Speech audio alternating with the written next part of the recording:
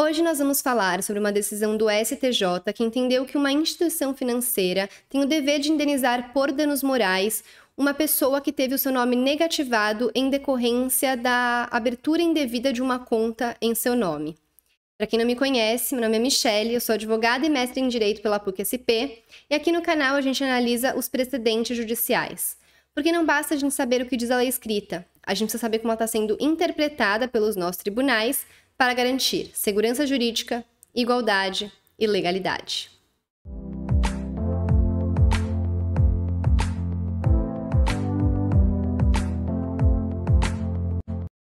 Como eu sempre falo, que o meu objetivo aqui no canal dá autonomia para você que está me assistindo também consiga abrir uma decisão judicial e interpretá-la por conta própria, é isso que a gente vai fazer aqui junto agora.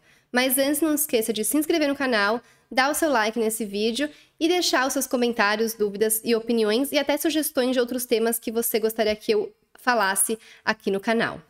Bom, então vamos lá. Essa ação, ela tem origem numa ação declaratória esse recurso, né? Ele tem origem numa ação declaratória de inexistência de débito cumulada com pedido de indenização por danos morais. A autora noticiou que teve o nome negativado em órgãos de proteção ao crédito por indicação da instituição ré, a qual teria permitido que terceira pessoa estelionatária abrisse conta corrente em nome da autora, tendo sido inclusive fornecido talonário de cheques à falsária. Em primeira instância, os pedidos foram julgados parcialmente procedentes, apenas para declarar a inexistência da dívida e determinar a exclusão do nome da autora dos órgãos de proteção ao crédito. O pedido de indenização por dano moral foi julgado improcedente, tendo entendido o juízo sentenciante que a conta corrente foi aberta mediante falsificação perfeita dos documentos da autora, circunstância que afastaria o dever de indenizar. E essa sentença ela foi mantida pelo Tribunal de Justiça.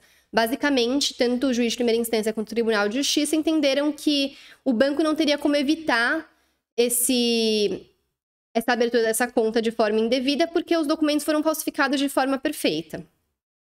Diante disso, a autora entrou com um recurso especial que foi afetado para ser julgado em sede de recurso repetitivo, alegando ofensa ao artigo 14 do Código de Defesa do Consumidor, 186 e 927 do Código Civil e 515 do Código de Processo Civil, alegando em síntese a responsabilidade da instituição financeira ré, que é a responsabilidade da instituição financeira ré objetiva, fundamentada na teoria do risco do empreendimento, independentemente de culpa. Eu já falei aqui no canal também várias vezes sobre a diferença entre responsabilidade objetiva e responsabilidade subjetiva, que é justamente essa questão da não necessidade de haver a existência da culpa na responsabilidade objetiva. Essa responsabilidade de indenizar objetiva decorre da própria atividade que é exercida, no caso pelo banco, pela instituição financeira. E aí, quando o caso vai começar a ser julgado, o ministro relator vai dizer o seguinte: a responsabilidade civil das instituições bancárias é tema que atravessa décadas no cenário jurídico brasileiro. É da década de 60, por exemplo, a súmula 28 do STF, segundo a qual o estabelecimento bancário é responsável pelo pagamento de cheque falso, ressalvadas as hipóteses de culpa exclusiva ou concorrente do correntista. Essa visão histórica apenas para assinalar a tendência sinalizada pela Corte Suprema antes mesmo da vigência do Código de Defesa do Consumidor. Então, ele fez essa menção para mostrar que, mesmo antes de existir o Código de Defesa do Consumidor, já era entendimento que as instituições financeiras têm responsabilidade objetiva em casos como esse. E aí ele vai citar o Código de Defesa do Consumidor e falar que no artigo 14, que prevê a responsabilidade objetiva do fornecedor de serviços, existe o parágrafo 3º, que somente afasta essa responsabilidade do fornecedor por fato do serviço quando a culpa do consumidor ou de terceiro for exclusiva. Então, vai dizer o seguinte, o artigo 14, o fornecedor de serviços responde, independentemente da existência de culpa, pela reparação dos danos causados aos consumidores por defeitos relativos à prestação de serviços, bem como por informações insuficientes ou inadequadas sobre sua fruição e riscos. Parágrafo 3º. O fornecedor de serviços só não será responsabilizado quando provar a culpa exclusiva do consumidor ou de terceiro. No caso da correntista de instituição bancária que é lesado por fraudes praticadas por terceiros, hipótese, por exemplo, de cheque falsificado, cartão de crédito clonado, violação do sistema de dados do banco, a responsabilidade do fornecedor decorre, evidentemente, de uma violação a um dever contratualmente assumido, de gerir com segurança as movimentações bancárias de seus clientes. Ocorrendo algum desses fatos do serviço, há responsabilidade objetiva da instituição financeira. E aí, para afastar uma alegação que foi feita pela instituição bancária de que essa autora não seria cliente do banco, então ela não seria consumidora do banco, ele vai falar que a responsabilidade da instituição financeira continua a ser objetiva, porque se aplica ao caso o artigo 17 do Código de Defesa do Consumidor, que equipara a consumidor todas as vítimas dos eventos reconhecidos como fatos do serviço. Aí ele cita: para efeitos dessa seção, equiparam-se aos consumidores todas as vítimas do evento. E aí ele vai dizer: por qualquer ângulo que se analise a questão, tratando-se de consumidor direto ou por equiparação, a responsabilidade da instituição financeira por fraudes praticadas por terceiros, das quais resultam danos aos consumidores, é objetiva e somente pode ser afastada, como a gente já viu, pelas excludentes previstas no CDC, como, por exemplo, culpa exclusiva do consumidor ou de terceiros. E ele vai falar que a culpa exclusiva ela só acontece quando existe um fortuito externo, assim entendido aquele fato que não guarda relação de causalidade com a atividade do fornecedor, absolutamente estranho ao produto ou serviço. É um fato que, por ser inevitável e irresistível, gera uma impossibilidade absoluta de não ocorrência do dano. Ou seja, essa culpa exclusiva por um fator externo, ela tem que ser completamente imprevisível e não pode ser de forma alguma impedida para que essa culpa exclusiva possa acontecer. Ou seja, o banco, a instituição bancária, financeira, não pode de forma alguma sequer prever e nem adotar medidas que afastem o risco dessa fraude, por exemplo, acontecer. Então, só vai existir essa culpa exclusiva quando o banco não puder de forma alguma evitar o dano. Quando ele tem medidas que ele pode tomar para garantir maior segurança, ele vai ter essa responsabilidade objetiva e, portanto, o dever de indenizar, tanto materialmente como moralmente.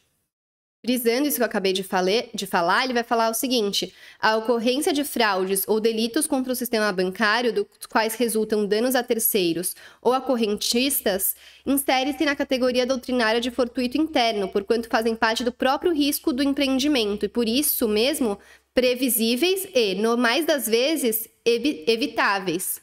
Aí ele cita inclusive uma doutrina que fala o seguinte: não basta que o fato de terceiro seja inevitável para excluir a responsabilidade do fornecedor. É indispensável que seja também imprevisível. E ele vai citar, inclusive, outras situações que adotam o mesmo raciocínio, como casos envolvendo roubo de cofre, abertura de conta corrente ou liberação de empréstimo mediante utilização de documentos falsos ou ainda saques indevidos realizados por terceiros. E para fundamentar, ele vai citar alguns julgados do STJ que já foram nesse sentido. E com base nisso, ele vai dizer que, no caso dos autos, o serviço bancário é evidentemente defeituoso, porquanto é aberta a conta corrente em nome de quem verdadeiramente não requereu o serviço e, em razão disso, teve o nome negativado. Tal fato do serviço não se altera a depender da sofisticação da fraude, como tinha entendido o juiz de primeira instância e o Tribunal de Justiça, se utilizados documentos falsificados ou verdadeiros, uma vez que o vício e o dano se fazem presentes em qualquer hipótese. Em complemento ao voto do relator, a ministra Maria Isabel Galotti, ela quis fazer uma ressalva. Ela falou o seguinte: gostaria apenas de acrescentar aos fundamentos do eminente relator que verifico a responsabilidade do banco também com apoio no artigo 927, parágrafo único do Código Civil, segundo o qual haverá a obrigação de reparar o dano independentemente de culpa, quando a atividade normalmente desenvolvida pelo autor do dano implicar, por sua natureza, riscos para os direitos de outrem. Com base nisso, então, como nesses casos sempre é feito, foi firmada a seguinte tese: as instituições bancárias respondem objetivamente pelos danos causados por fraudes ou delitos praticados por terceiros, como, por exemplo, abertura de conta corrente ou recebimento de empréstimos mediante fraude ou utilização de documentos falsos, porquanto tal responsabilidade decorre do risco do empreendimento, caracterizando-se como fortuito interno. Como eu sempre falo, essa tese ela é só um resuminho, certo? E como a gente viu nessa tese, ela diz mais do que diz o caso concreto, que era específico da abertura de conta indevida no nome de uma pessoa que não tinha pedido a abertura dessa conta. E ele foi lá e na tesezinha citou outros exemplos. Tudo bem que fez isso porque essa tese, como eu falo, ela é um resumo e ela serve como publicidade para a gente tomar conhecimento. Nossa, olha, tem um caso que foi julgado aqui que me interessa. E a gente abrir a decisão e ler ela de forma íntegra, interpretá-la de forma íntegra, como a gente fez aqui agora. É lógico que para os casos futuros que tenham relação também com a abertura de conta corrente de forma indevida, e dessa abertura tenha tido o nome negativado, o dano moral vai ser presumido. Então, se você tiver numa situação parecida, saiba que você tem direito de ser indenizado ou indenizada por dano moral, tá?